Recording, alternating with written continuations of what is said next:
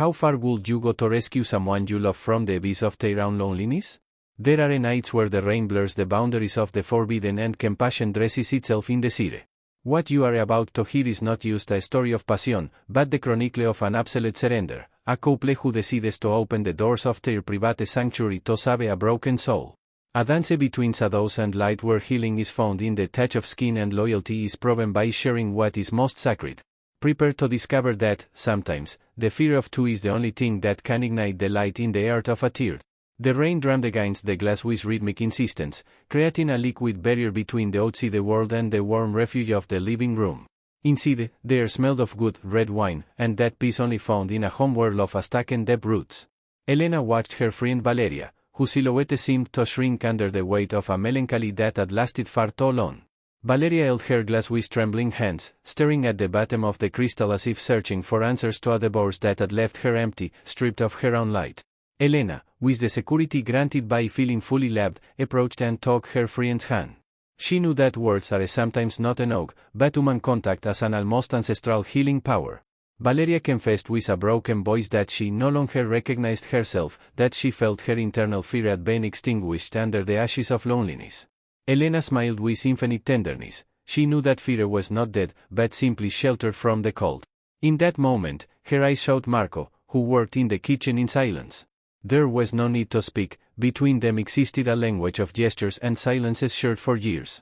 Marco nodded slightly, catching his wife's intention, to give Valeria back the feeling of being seen, of being desired, of being human again.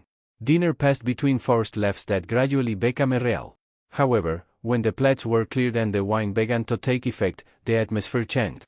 The subtle but palpable electricity that Elena had planned began to fill the dining room.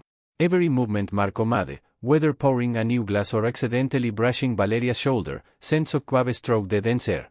Valeria, for her part, felt her senses awakening after a long lethargy. The taste of the wine was more intense, the scent of Elena's perfume more intoxicating, and Marco's gas, that gas was an abyss of understanding and promise. Marco sat across from Valeria, fixing his gaze on her with a serenity that was both protective and magnetic. The suspense grew with every second of silence. Elena, sitting beside her friend, began to trace invisible circles on Valeria's arm, a caress that was like a bridge toward the unknown. Valeria looked down, overwhelmed by the intensity of the moment.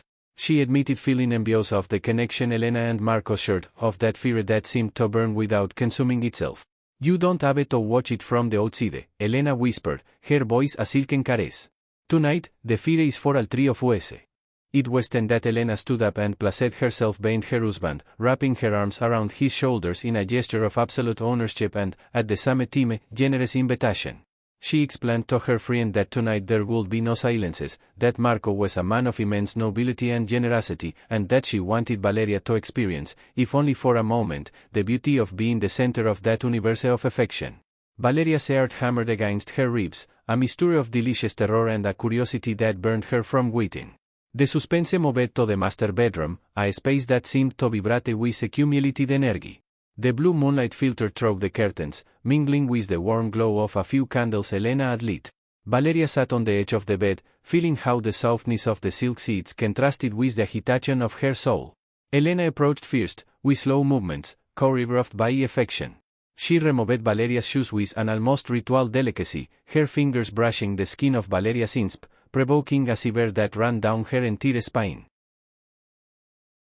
Breathe, Marco told her, approaching from the other side.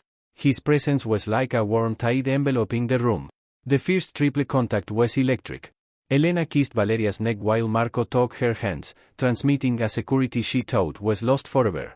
Valeria closed her eyes, letting the sensations invade her. The pleasure was not just physical, it was a profound emotional validation. She felt adored, protected by two forces that loved each other and were now including her entire sacred dance. The intimacy flowed like a river breaking a dam. Marco, with infinite patience, began to explore Valeria's skin, rediscovering for her areas of her body that oblivion had whistled.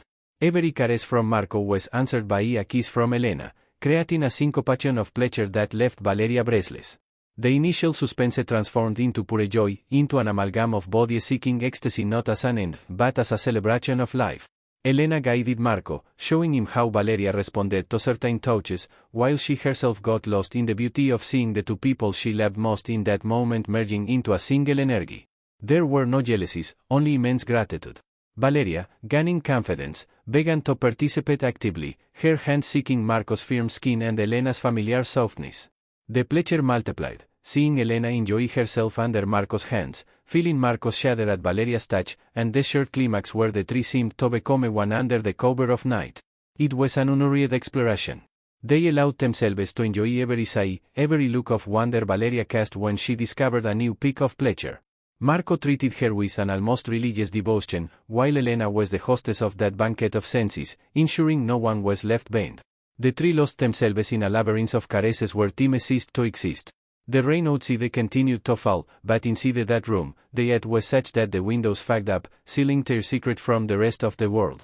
When exhaustion finally reached them, it was not an empty exhaustion, but a blessed lassitude. They remained intertwined, forming a human figure of 6 arms and 6 legs, breathing in unison. Valeria, leaning on Marco's chest and supported from behind by Elena, felt tears come to her eyes, but they were tears of relief. The void that had inhabited her was now filled with colors and textures. At dawn, the sunlight filtered through the curtains, bathing the room in a golden and hopeful glow. Valeria slept with a smile she hadn't shown in months, wrapped in sheets that smelled of tenderness and respect.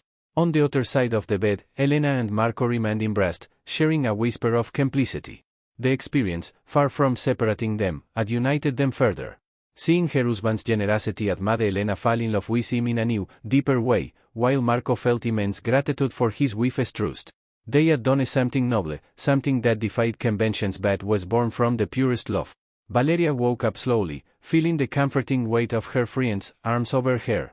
For the first time in years, she didn't feel like fleeing her own skin.